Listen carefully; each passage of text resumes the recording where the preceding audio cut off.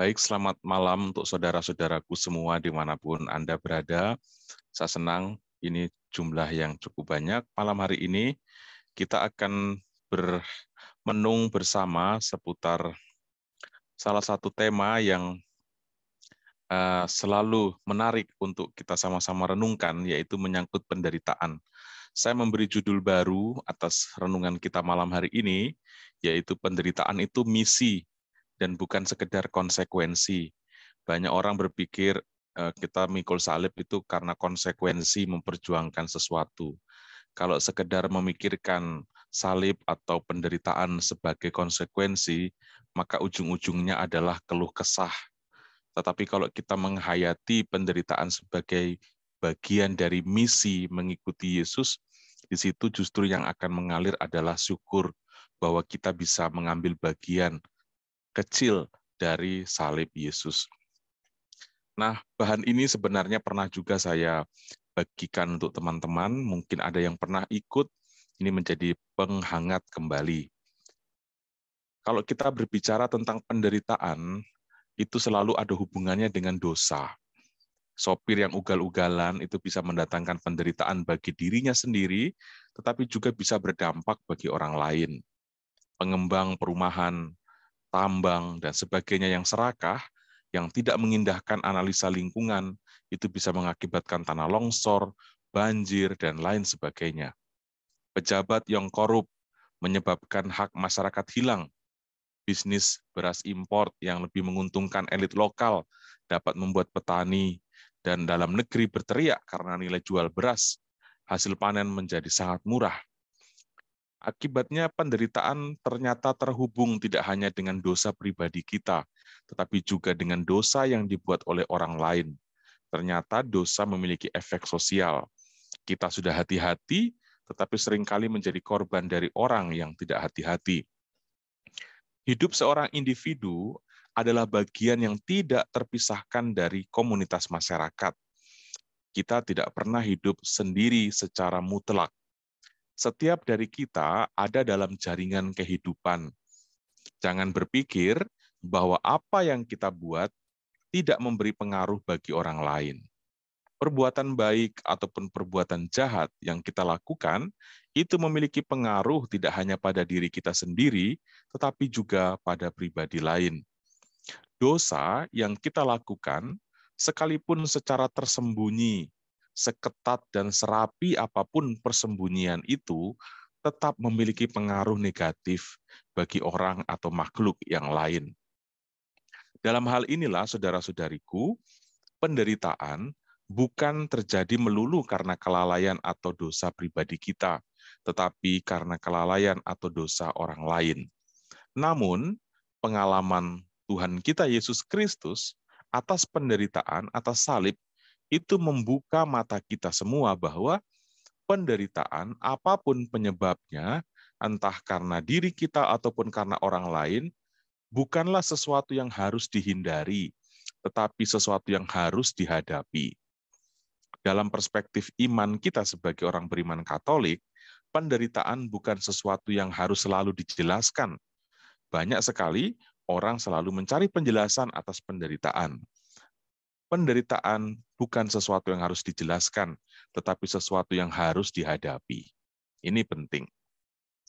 Yang kedua, topik yang ingin saya bagikan, mengapa banyak orang berdosa hidupnya makmur, sedangkan orang yang hidupnya saleh, benar, baik, seringkali lebih banyak penderitaannya. Nah, saudara-saudari dan rekan-rekan semua, saya jadi teringat dengan pernyataan Yesus. Anak-anak dunia ini lebih cerdik terhadap sesamanya daripada anak-anak terang. Yesus bilang begitu. Anak-anak dunia lebih lihai untuk mengutak-atik, untuk kompromi, negosiasi, berpolitik, dan lain-lain. Sedangkan anak-anak terang itu jalannya lurus-lurus. Akibatnya apa? Mudah dibodohi, mudah ditipu, dijebak, dan akhirnya sering menjadi korban. Nah ini, mengapa orang berdosa hidup makmur? Tentu saja jelas, karena memang mereka berdosa supaya bisa menjadi makmur. Tawaran terdekat dari dosa adalah kemakmuran. Ini, ya. Jadi saya sebagai Romo yang tidak setuju dengan pernyataan menyangkut kalau ikut Yesus itu hidup kita makmur. Teologi kemakmuran itu teologi yang bagi saya bertentangan dengan jati diri kekristenan. Ini ya. Dosa adalah jalan terbaik untuk menjadi lekas makmur. Sedangkan orang saleh, orang baik, orang benar, hidupnya memiliki prinsip memperjuangkan mana dia?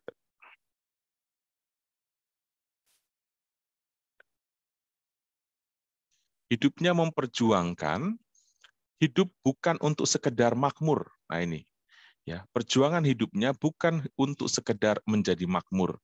Seringkali justru ia merelakan kemakmuran demi sebuah nilai yang mereka yakini.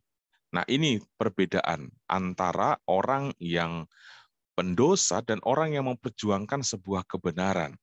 Ya, kalau orang berdosa, kenapa hidupnya selalu makmur? Ya, memang tujuan dia berdosa supaya makmur.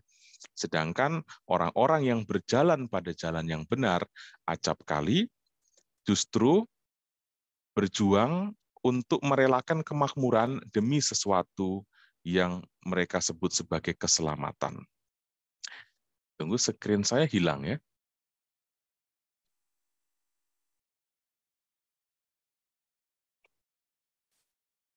Ya.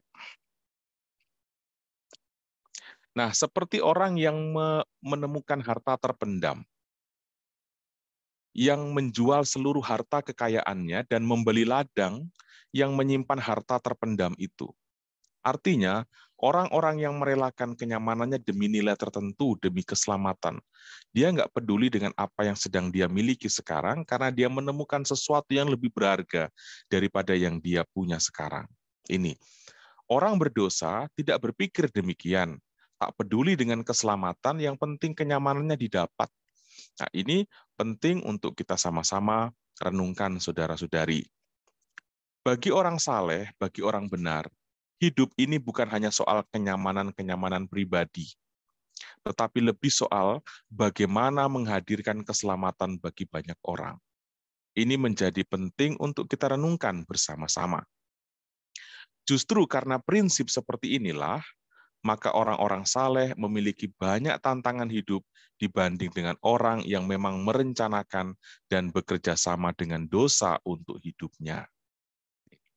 Tantangan ini bisa datang dari luar, tetapi juga bisa datang dari dalam dirinya sendiri. Salib adalah konsekuensi sebuah misi. Ini yang menjadi judul dari permenungan kita malam hari ini. Orang Kristen yang tidak punya salib, tanda bahwa dia tidak memperjuangkan apapun sebagai seorang Kristen.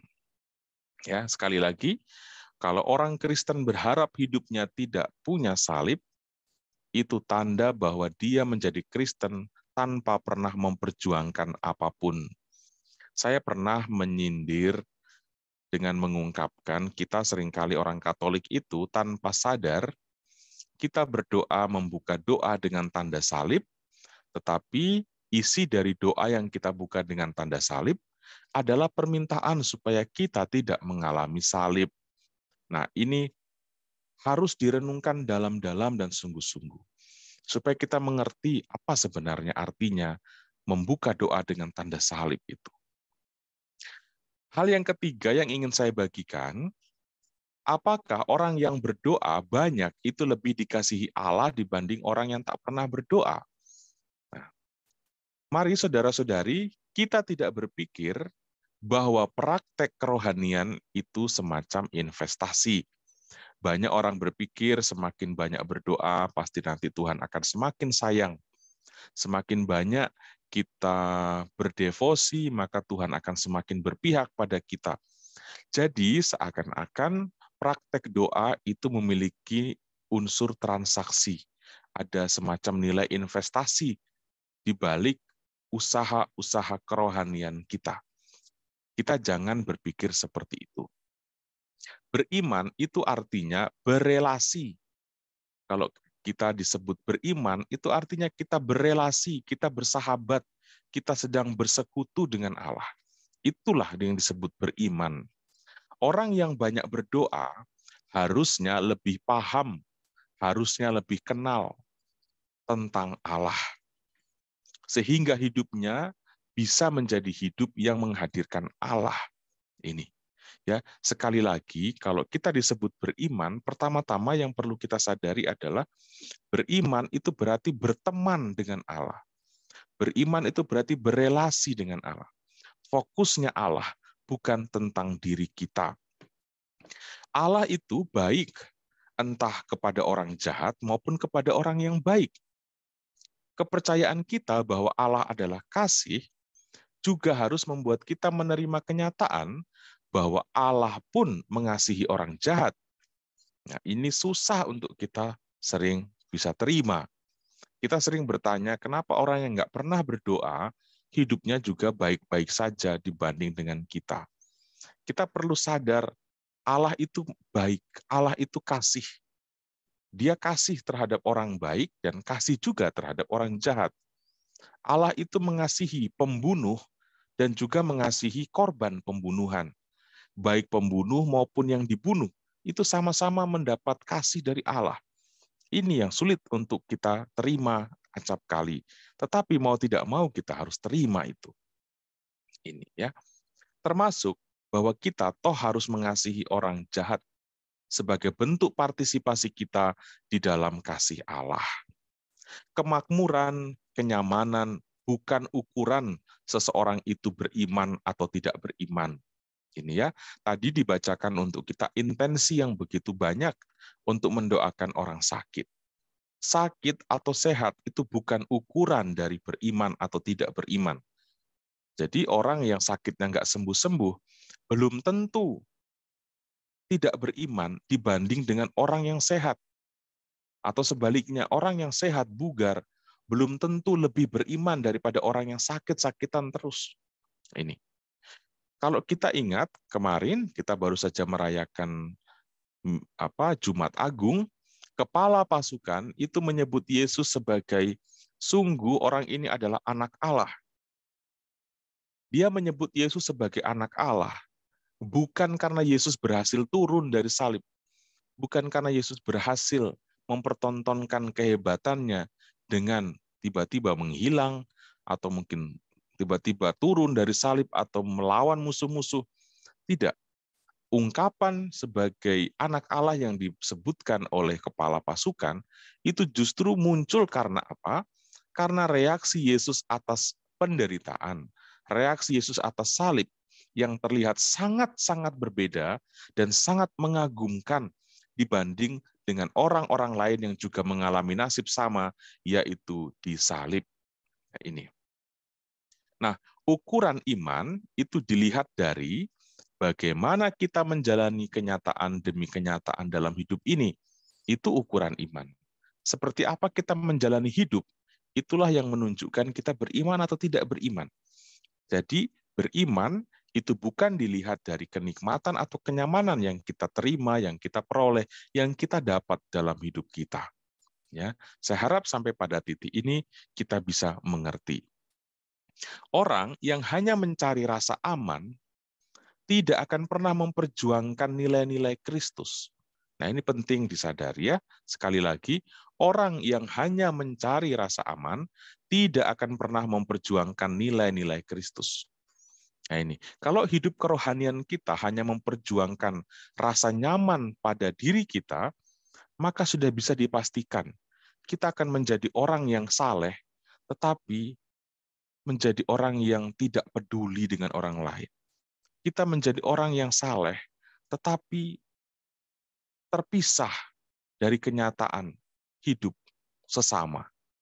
Itu banyak yang seperti itu orang Katolik. Karena yang dia perjuangkan di balik aktivitas kerohaniannya adalah kenyamanan dirinya. Hal-hal yang mengkondusif, yang sesuai yang kondisi-kondisi hidup yang dia mau, itu yang dia perjuangkan. Sekali lagi, kalau hidup keimanan kita sekedar untuk memperjuangkan kenyamanan diri kita, bisa dipastikan kita tidak akan pernah bisa memperjuangkan nilai-nilai Kristus. Ya, sebaliknya, orang tersebut akan bernegosiasi dengan dosa dan kelemahannya sendiri. Tawar-menawar, akhirnya menjadi, kalau bukan menyangkal, berkhianat. Kenyamanan menjadi tujuan dan menjadi Tuhan.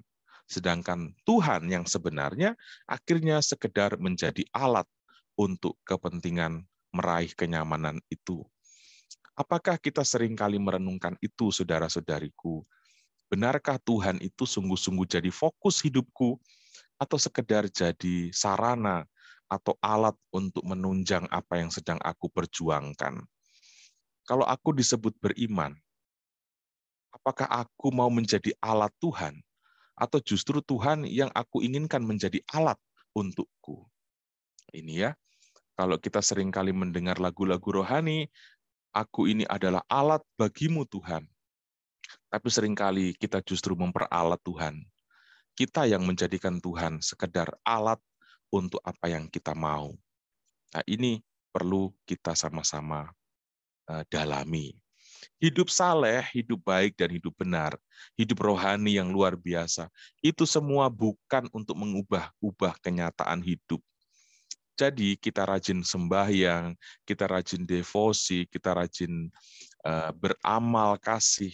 Pertama-tama bukan supaya Tuhan mengubah hidupku dari yang negatif menjadi positif, atau dari yang terpuruk kemudian menjadi sangat luar biasa. Tujuannya bukan untuk itu. Kita berbuat baik, kita menjadi saleh, kita berbuat benar, bukan untuk meningkatkan kemakmuran. Ya, ini bukan untuk meningkatkan kemakmuran, bukan untuk mempertahankan kemakmuran. Ya. Manusia dekat dengan Tuhan bukan supaya Tuhan mengubah-ubah hidup mereka, tetapi supaya bersama Tuhan mereka bisa menghasilkan buah-buah manis sekalipun di tengah hidup yang tak kunjung berubah. Saya kerap menyampaikan pernyataan bahwa tujuan kita beriman bukan supaya Tuhan mengubah kenyataan hidup, tetapi supaya kita berbuah di tengah kenyataan hidup yang sepertinya tak kunjung berubah. Meskipun hidup kita begitu terus, miskin terus, tetapi buahnya itu melimpah. Ini. Senyumannya tetap mekar, tetap sumringah kepada siapapun, entah ada uang ataupun tidak ada uang.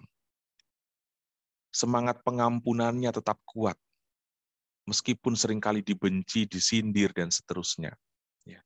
Tetap aktif dalam pelayanan, meskipun kerap kali tidak mendapat penghargaan. Nah ini. Jadi, kita bukan memperjuangkan supaya kondisi hidup kita berubah. Sekalipun kondisi hidup kita tak berubah, yang penting bersama Tuhan, aku bisa berbuah. Nah, ini yang harus menjadi fokus perjuangan hidup kita. Selanjutnya, saudara-saudariku, tema yang saya ingin bagikan, bagaimana kita mengerti arti pengorbanan Yesus di kayu salib. Nah, ini. Yesus adalah sebagai orang yang tak bersalah dan tak berdosa, harus mengalami nasib sedemikian buruk, dipermalukan, direndah-rendahkan, dilenyapkan dari muka bumi. Yesus menderita bukan karena ia berdosa, bukan karena ia melakukan tindakan kriminal tertentu. Yesus bisa saja lepas dari tuntutan kematian kalau dia mau. Tetapi Yesus memang mau mengorbankan diri bagi orang-orang yang menghendaki kematiannya. Ini. Yesus memang mau mengorbankan diri bagi orang-orang yang sudah terperangkap dalam strategi setan. Akhirnya saya berani katakan, penderitaan Yesus adalah sebuah misi, bukan sekedar konsekuensi dari jerat hukum. Nah ini ya, apa yang membedakan Yesus disalib dengan dua orang di kanan dan kiri? Yesus waktu di atas bukit Golgota, orang yang disalibkan di kanan dan di kiri, mungkin itu adalah konsekuensi dari kejahatan yang ia lakukan. Tetapi Yesus yang disalib itu adalah dia menjalani penyalipan atau hukuman itu bukan sebagai konsekuensi, tetapi sebagai sebuah misi. Nah, saudara-saudariku, Penderitaan seringkali dijadikan setan, ini penting dicatat, penderitaan seringkali dijadikan setan sebagai ruang untuk menjauhkan manusia dari Allah. Nah ini ya, setan seringkali menggunakan penderitaan supaya orang menjauh dari Allah. Penderitaan itu harus dibenci, penderitaan itu harus ditolak, penderitaan itu harus dihindari. Ya, ini tujuan setan menjadikan penderitaan sebagai momok atau sebagai seperti hantu supaya orang jangan sampai menyentuh penderitaan. Apapun caranya, jangan izinkan orang menyentuh penderitaan. Ini strategi setan. Ya. Kita semua harus ketahui dan harus mengakui bahwa tidak ada satupun di antara kita yang sungguh rela untuk menderita. Ini jelas. Ya. Sekalipun Yesus bilang, hidup lebih penting daripada makanan, dan tubuh lebih penting daripada pakaian. Kita ingat kata-kata ini, tetapi banyak orang lebih memilih jual tubuh untuk beli pakaian, dan jual hidup untuk beli makanan. Padahal Yesus sendiri sudah sering mengatakan, hidup itu lebih penting daripada makanan.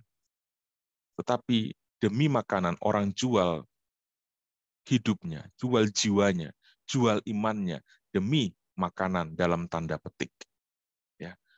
Tubuh itu lebih penting daripada pakaian. Tetapi orang rela jual tubuhnya supaya bisa beli baju dalam tanda petik. Dengan hadir di dalam peristiwa tragis penyaliban, Yesus sedang membuat orang-orang di segala zaman sampai hari ini melihat seperti apa cara kerja setan itu. Dengan hadir di kayu salib, maka Yesus sedang mempertontonkan seperti apa sebenarnya strategi setan dalam menghancurkan manusia. Kecenderungan untuk menelanjangi, itulah kerja setan. Menuduh, memfitnah, membuat orang ragu terhadap Allah, menguji kesabaran, menantang Allah, menguji Allah, mempertanyakan dan meragukan tentang arti dari berbagai kebaikan dan doa-doa kita kepada Allah. Setan menggugat itu. Nah ini, dengan dipaku pada kayu salib, semua orang melihat ke atas dan menyaksikan, oh seperti itu sebenarnya cara kerja setan. Ya. Jadi saudara-saudari, kalau kita sedang mengalami kenyataan dengan ciri-ciri seperti yang saya sebutkan tadi, kita ditelanjangi, kita difitnah, kita dibuat seakan-akan ragu dengan Allah. Sekarang banyak muncul tokoh-tokoh agama di media sosial, di televisi, dengan kecakapan-kecakapan retorika, kecakapan filsafatnya yang mendalam, dengan kecakapan-kecakapan berbicara dengan menarik, membuat orang seperti terhipnotis untuk mengatakan, oh lebih baik saya ikut agama A dibanding bertahan di dalam kekristenan, di dalam kekatolikan. Ya, ini hati-hati. Setan bekerja untuk membuat orang ragu terhadap iman, menguji kesabaran. Kalau kita sedang ditantang terhadap persoalan berhadapan dengan iman kita, ketika kita sedang seakan-akan pada titik keraguan, untuk apa semua ini? Untuk apa saya harus berdoa? Untuk apa saya harus bertahan dan sebagainya? Kalau kita sedang mengalami kenyataan dengan ciri-ciri itu, hati-hatilah. Setan sedang menggiring kita untuk sesuatu yang dia harapkan, yaitu jangan berani menyentuh penderitaan. Setan menggiring orang untuk takut menyentuh penderitaan. Ya. Setan menggiring orang untuk meragukan Allah. Ujung-ujungnya menyangkal, meninggalkan dan mengkhianati. Ini. Ketika kita tidak berani menyentuh penderitaan, itu langkah besar awal untuk meninggalkan Allah. Ini. Kalau ada iman yang menawarkan kemakmuran melulu, saya pastikan saudara-saudariku, itu adalah sebuah iman atau agama dengan Allah yang palsu. Berkat Yesus yang disalibkan, semua menjadi terbaca dengan sangat jelas. Singkatnya atau sederhananya seperti ini. Yesus mengorbankan dirinya agar tidak ada orang yang terjebak untuk ambil bagian dalam tindakan setan. Ya ini. Supaya orang, akhirnya apa? Sampai hari ini kita belajar untuk tidak menelanjangi orang. Kita belajar untuk tidak memfitnah orang. Kita belajar untuk tidak menyangkal dan sebagainya. Dari mana kita belajar itu? Justru ketika kita melihat Yesus yang tersalib. Ini. Kalau kita tidak melihat Yesus yang tersalib, kita tidak akan pernah belajar tentang penelanjangan orang, tentang fitnah, tentang orang yang menjebak kita, mengolok dan seterusnya. Kita tidak akan pernah mempelajari itu. Tujuan Yesus memasuki dunia penderitaan, dunia salib, supaya kita melihat itu. Yang kedua, agar orang meneladani Yesus perihal bagaimana mengalahkan jebakan setan yang menyusup di balik penderitaan. Yesus disalibkan supaya kita melihat, oh seperti itu cara kerja setan, itu korban dari orang-orang yang bersekutu dengan setan akhirnya membuat nasib orang lain seperti itu. Nah, yang kedua, dengan disalibkan, Yesus ingin supaya kita semua meneladani Dia bagaimana menghadapi penderitaan. Kalau kita sedang berada pada titik seperti itu, reaksi kita harusnya seperti apa? Kalau kita sedang ditelanjangi orang dengan gosip, dengan fitnah, dengan sindiran di status WA, di Instagram, atau di apapun, harus kita tanggapi seperti apa? Nah, itulah yang sedang diperlihatkan oleh Yesus di atas kayu salib. Reaksi terhadap penderitaan, reaksi terhadap strategi setan untuk mengalahkan kita, itu diperlihatkan Yesus di atas kayu salib. Dan kita perlu belajar dari Dia mengalahkan jebakan setan yang menyusup di balik penderitaan. Yang ketiga, penyaliban Yesus itu bertujuan agar orang mengalami bagaimana dicintai dan diprioritaskan oleh Allah. Ya. Dengan melihat Yesus yang tersalib, kita akhirnya menyadari bahwa kita diperjuangkan, kita dicintai Allah, kita diprioritaskan. Keselamatan kita adalah prioritas, sampai Sang Sabda itu mau berkorban mati-matian untuk kita. Ini. Jadi saudara-saudari, dalam permenungan ini, penderitaan Kristus memiliki makna yang sangat mendalam. Ada 3 hal, sekali lagi saya katakan tadi, Dia sengaja memasuki dunia penderitaan supaya strategi setan itu bisa terlacak, bisa terbaca oleh kita semua. Yang kedua, supaya kita bisa belajar dari Dia bagaimana menghadapi strategi setan itu. Dan yang ketiga, supaya kita sadar bahwa kita dicintai, bahwa ada orang yang mau berkorban demi kita. Ada orang yang rela mengalami itu untuk menunjukkan kepada kita supaya kita jangan sampai terjebak di situ. Itulah cinta. Ya. Yesus mengantisipasi kejatuhan kita dengan merelakan dirinya dijatuhkan. Dengan menyalibkan Yesus, dunia bermaksud mempermalukan Yesus dan menenggelamkannya. Tetapi justru yang terjadi sebaliknya. Yesus malahan membuat banyak orang tertarik, tertegun, dan terpana terhadapnya. Ini yang unik. Awalnya, penyaliban disangka oleh setan sebagai tanda keberhasilannya, tetapi justru menjadi tanda kemenangan dan kemuliaan Allah. Kita bisa mengatakan bahwa penyaliban Yesus itu mempercundangi setan. Setan pikir dengan mempermalukan Yesus, dia menang. Tetapi justru dengan mempermalukan Yesus, kebobrokan setan semakin dapat terlacak. Kebobrokan setan semakin dapat terbaca. Ini. Ya. Nah, kita selalu diajak berekaristi, saudara-saudari, agar selalu melihat Yesus yang mau berkorban. Dari ekaristi itulah kita selalu sadar bahwa keimanan kita bukan terlihat ketika kita lari dari tanggung jawab, menghindar dari kesulitan-kesulitan dengan jalan negatif. Ya, ada banyak orang yang menghindari penderitaan, menghindari kesulitan dengan jalan negatif, bercerai, mabuk, mencuri, aborsi, merampok, membunuh, memisahkan diri dari komunitas dan kelompok gereja, dan mempengaruhi untuk membentuk kelompok baru, dan lain-lain. Itu tanda-tanda orang melarikan diri dari hal penderitaan. Orang yang berani mengikuti Kristus itu terlihat dari apa? Keberaniannya untuk setia dan taat pada kebenaran dan nilai-nilai Kristiani. Disinilah unsur pengorbanan itu muncul. Orang yang memperjuangkan nilai-nilai Kristus, dia akan rela untuk berkorban. Tetapi orang yang sekedar memperjuangkan kenyamanannya, dia akan mengorbankan orang lain. Ini perbedaan. Ya. Kalau Yesus mengajak kita berkorban, tetapi setan mengajak kita untuk mengorbankan orang lain. Nah, hidup kerohanian kita itu tidak luput dari pengaruh bisikan-bisikan setan. Kalau hidup kerohanian kita benar, maka yang kita perjuangkan adalah nilai-nilai hidup Kristus.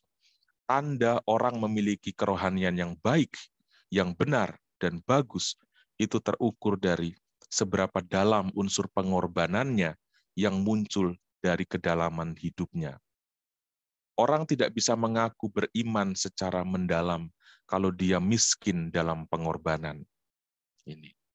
Banyak orang yang beriman dan saleh, tetapi kenyamanannya ditopang dengan cara mengorbankan orang lain. Nah, saudara-saudari, dengan begitu, Alkitab atau dunia perjanjian baru menjawab pertanyaan manusia seputar makna penderitaan. Pertanyaan ini menjadi pertanyaan yang ditanyakan hampir di semua lini kehidupan. Ya. Bahkan kini orang mengalami sukacita ketika berpeluang turut mengalami penderitaan karena atau demi Kristus. Sebelum ada Kristus, penderitaan selalu ditolak. Tetapi satu-satunya agama, satu-satunya gerakan kerohanian, yaitu kekristenan, yang justru berbangga dan bersukacita serta berpesta oleh karena penderitaan. Ini. Hanya di dalam agama Kristenlah kemartiran itu dirayakan sebagai sebuah pesta. Aneh. Di tempat lain mungkin orang menghindari jangan sampai ada kematian. Kematian dianggap sebagai kegagalan dalam beragama, beriman. Tetapi justru di dalam kekristenan, perayaan yang paling banyak adalah perayaan syukur atas kemartiran. Orang mengalami sukacita dan kebahagiaan ketika mampu turut ambil bagian dalam penderitaan Kristus. Penderitaan akhirnya bukan lagi dihindari, tetapi justru dijadikan sebagai hal yang membuat makna hidup semakin meningkat. Nah ini. Baik, hal terakhir. Apakah pengikut Yesus harus selalu menderita? Hanya dengan menyadari siapa Yesus, barulah kita bisa serius ikut Yesus. Ini. Kalau orang tidak sungguh sadar siapa Yesus, dia tidak akan bisa serius ikut Yesus. Sadarilah apa perjuangan Yesus, barulah kita bisa serius ikut Yesus. Mengikuti Yesus artinya sadar dengan apa yang sedang diperjuangkan oleh Yesus. Jadi kita ikut Yesus bukan supaya perjuangan kita sukses. Jadi kita ikut Yesus supaya perjuangan Yesus semakin bisa terwujud. Karena kita menjadi partnernya, menjadi rekannya. Ini.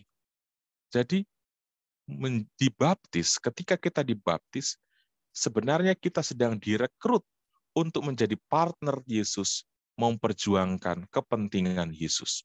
Ya ini.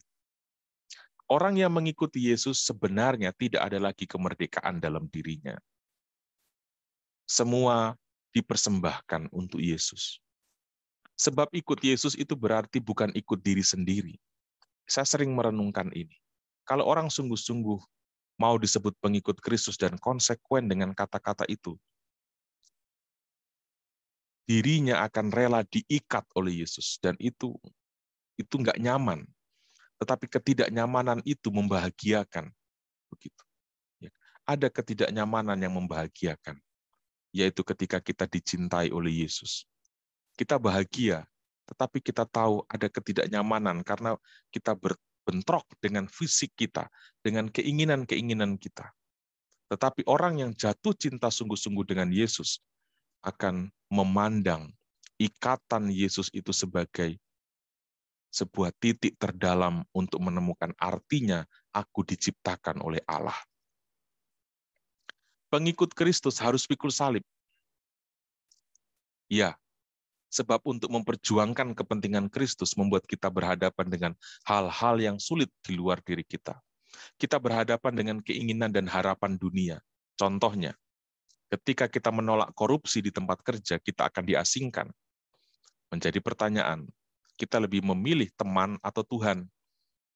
Kita lebih memilih diasingkan atau bertahan dalam kemunafikan? Ketika kita memilih untuk setia sebagai muridnya, kita bisa saja akan terhambat karir, terhambat masa depan, dan seterusnya. Ketika kita memilih untuk seperti Yesus memperjuangkan dan mengatakan yang benar, maka kita akan mendapat ancaman, bahkan bisa-bisa dilenyapkan, dibunuh, dan ini bukan cerita baru.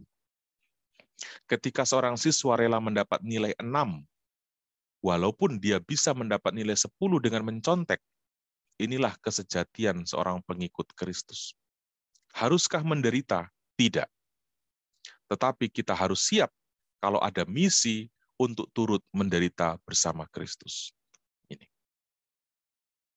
Kita tidak harus menderita. Haruskah kita menderita? Tidak. Tetapi kita harus siap kalau ada misi untuk turut menderita bersama Kristus. Ini. Menjadi pengikut Kristus tidak harus menderita, tetapi harus siap untuk menderita. Orang yang ikut Yesus lalu merasakan sangat menderita dan tidak ada sukacita, itu artinya dia tidak benar-benar terpesona, dia tidak benar-benar tergila-gila dengan Yesus. Orang yang tergila-gila dengan Yesus akan semakin bersukacita ketika perjuangan hidupnya membuat ia mengalami hal-hal yang dahulu dialami oleh Yesus. Rasul Petrus contohnya. Begitu sedemikian tergila-gila, bahkan ketika dia disalib, dia meminta untuk disalibkan dengan penyaliban yang lebih mengerikan. Kepala di bawah, kaki di atas. Ini. Dia menemukan sukacita karena bisa menjadi seperti yang mengalami apa yang dialami oleh gurunya. Nah, kita bagaimana? Kita perlu sama-sama renungkan akan hal ini. Perjuangan iman kita itu untuk Yesus atau sekedar untuk diriku. Memang berat. Banyak orang mengatakan apa yang Romo sampaikan itu berat. Ya, berat sekali. Ya, seringkali kita ingin mendengar yang ringan-ringan, sampai kemudian kita kehilangan esensi dari sebenarnya iman itu apa. Menjadi pengikut Yesus itu seperti apa. Kita suka dengar yang celoteh ringan, menghibur, membuai kita, lalu kemudian esensinya menjadi tidak jelas. Sekali-sekali kita perlu sesuatu yang memang keras untuk dikunyah. Seorang imam tidak menikah, sepi, sendiri, kadang diabaikan. Khotbahnya kadang dicuekin. Sudah berusaha keras tapi malah dicibir. Sejenak istirahat malah dibilang kerjanya hanya tidur. Ingin bergaul akrab dengan umat malah dibilang tebar pesona. Ini saya bukan curhat ya. Tetapi imam tetap bersukacita. Karena apa? Pengalaman itu dihayatinya sebagai ambil bagian dalam kehidupan Yesus Kristus. Ini. Kesepian seorang imam, saya sebagai seorang romo, kesepian saya tidak membuat saya bersedih. Karena apa? Saya mengambil bagian dalam kesepian yang dialami oleh Kristus. Saya berani menghadapi kesepian karena apa? Saya mencintai Yesus, yang saya yakin juga mengalami kesepian itu. Ya. Jadi kalau kita selalu menghubungkan tahapan-tahapan momen-momen hidup kita, selalu dalam bingkai kebersamaan dengan Yesus, kita menemukan makna yang lebih asik dalam hidup ini. Kita tidak akan pernah menemukan hidup yang kita mengatakan, apa artinya hidup ini? Orang yang gamang, tidak jelas dengan arah hidupnya, itu pasti orang-orang yang tidak terkoneksi jelas dengan Yesus Kristus. Baik, terakhir. Apakah Allah merancang penderitaan untuk umatnya? Allah tidak mendatangkan penderitaan bagi ciptaannya. Banyak kutipan di dalam Perjanjian Baru, dalam surat Yakobus juga disebutkan itu. Penderitaan itu bagian fakta kehidupan yang harus mau tidak mau kita harus jalani. Ibarat padang gurun, lembah, pegunungan, sungai. Itu harus dilalui jika ingin bepergian dari satu tempat ke tempat lain. Tidak ada kemungkinan lain jika ingin melakukan perjalanan selain harus melewati bebatuan, lumpur, pasir, ataupun tanah berlubang. Demikian juga dengan hidup kita. Penderitaan bukan sebuah pilihan, tetapi sebuah keharusan untuk dihadapi. Banyak orang menjelaskan penderitaan. Sebenarnya Kristus dengan sangat jelas menyiratkan untuk kita bahwa untuk apa mencari tahu definisi penderitaan. Penderitaan itu perlu dihadapi, bukan untuk dicari definisinya, apalagi untuk dihindari. Penderitaan adalah bagian dari hidup layaknya kebahagiaan. Sama-sama perlu kita nikmati, sama-sama perlu kita hadapi. Allah tetap berkarya entah di atas gunung, entah di lembah, entah di padang hijau, entah di padang gurun, entah di langit ataupun di bumi, entah di dalam derita atau di dalam bahagia. Allah tetap berkarya. Makna atas penderitaan hanya akan didapatkan ketika seseorang menjalani penderitaannya dalam persekutuan dengan Yesus Kristus. Tidak ada kemungkinan lain. Satu-satunya iman, agama, yang memberi makna paling dasar ya menyangkut penderitaan hidup adalah kekristenan. Di luar Yesus Kristus, dunia ini hanya akan penuh dengan orang-orang yang berlarian menjauhi nilai-nilai sejati kehidupan dan memilih kepalsuan, bahkan menikmati Allah yang palsu. Ketika Allah menyertai kita di dalam pengalaman yang tidak menyenangkan, itu tidak berarti bahwa Allah sengaja menciptakan pengalaman yang tidak menyenangkan untuk kita. Ya, sekali lagi, ketika Allah menyertai kita di dalam pengalaman yang tidak menyenangkan, itu tidak berarti bahwa Allah sengaja menciptakan pengalaman yang tidak menyenangkan itu untuk kita. Apa yang dialami Kristus menunjukkan bahwa salib yang dipikul dan dihadapinya bukan buatan Bapa. Pengkhianatan Yudas Iskariot dan penyangkalan Petrus itu bukan skenario Bapa. Tetapi kehadiran dan penyertaan Bapa memberi makna baru atas pengkhianatan, memberi makna baru atas penyangkalan, memberi makna baru atas fitnah, olokan, dan sebagainya. Kehadiran Bapa, penyertaan Bapa atas putranya, atas Yesus, memberi makna atas yang kami oleh pengkhianatan keji, buktinya justru berubah menjadi momen penebusan ini. Karena Allah hadir, maka sesuatu yang negatif bisa berubah makna menjadi sesuatu yang justru kita syukuri. Ya. Kita mengutuk Yudas, tetapi karya Bapa justru mengubah pengkhianatan yang keji itu menjadi sebuah peristiwa yang selalu kita syukuri. Ini. Bukan bahwa Allah membenarkan pengkhianatan. Pengkhianatan tetap harus dikutuk. Tetapi lihat karya besar Allah. Untuk tidak membuat kita bertahan dalam budaya mengumpat dan mengutuk pengkhianatan, tetapi melihat bagaimana Allah bekerja, mengubah situasi yang mengerikan dan begitu buruk menjadi sesuatu yang kemudian kita syukuri kemudian. Ini karya Allah. Salib yang adalah tanda kebodohan bagi orang Yunani dan batu sandungan bagi orang Yahudi malah menjadi tanda kemenangan bagi para pengikut Kristus. Penderitaan sekali lagi bukan hantu, bukan momok. Ya, hidup adalah perjalanan panjang dalam kebersamaan dengan Bapa. Baik suka atau duka, hidup atau mati, kita ada bersama Bapa. Dan perjalanan bersama Bapa adalah perjalanan keselamatan. Karena itu, saudara-saudari, bersama Bapa kita bisa berkata, penderitaan itu bukan sesuatu yang harus dijelaskan, tetapi sesuatu yang harus dihadapi. Tuhan Yesus memberkati kita semua. Amin. Amin.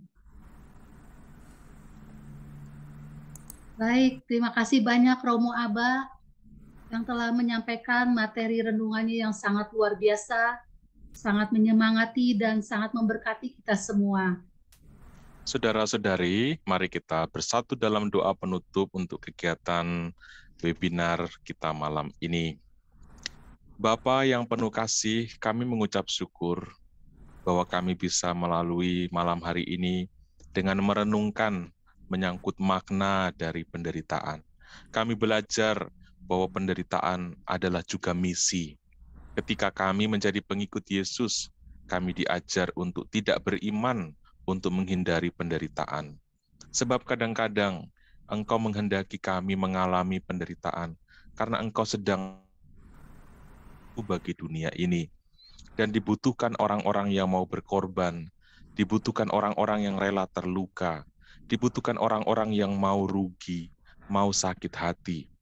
Ajarilah kami untuk berani, untuk mau ambil bagian dalam misi Kristus itu. Ajarilah kami menjadi orang-orang Kristen, orang-orang Katolik, yang tidak selalu lari dari kesulitan, lari dari saat-saat sulit, lari dari penderitaan. Ajarilah kami untuk selalu berserah, karena kami percaya makna sejati hidup ini ketika kami menjalaninya untuk memperjuangkan kepentingan-kepentingan Kristus.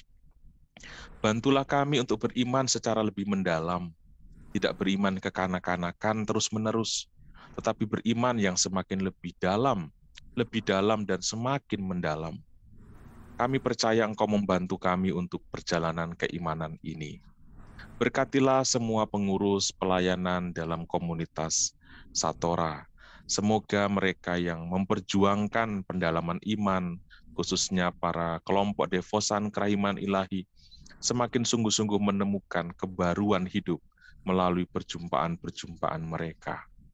Allah yang Maha Kudus, akhirnya kami mohon, datangkanlah berkat-Mu atas kami semua, atas semua orang yang mencintai-Mu dengan caranya mereka, dengan keterbatasan, dengan kekurangan dan kelemahan. Cinta mereka dengan pemahaman-pemahaman mereka yang masih lemah, masih kurang. Tetapi kami percaya Engkau tidak memandang dosa kami, Engkau tidak memandang kelemahan kami, tetapi Engkau memandang iman gereja-Mu. Turunkanlah berkat-Mu atas kami semua, dalam nama Bapa dan Putra dan Roh Kudus. Amin. Amin. Amin.